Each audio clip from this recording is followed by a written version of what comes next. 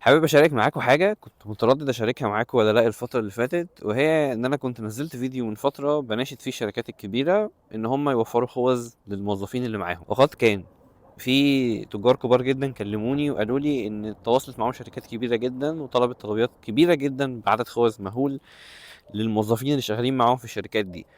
وبدات اسال مناديب طلبات، قالوا لي ان فعلا بدا يتوزع خوذ داخل الشركات، ولكن مش بكل الاعداد او مش كل الناس وصل لها خوذ، بالادميه.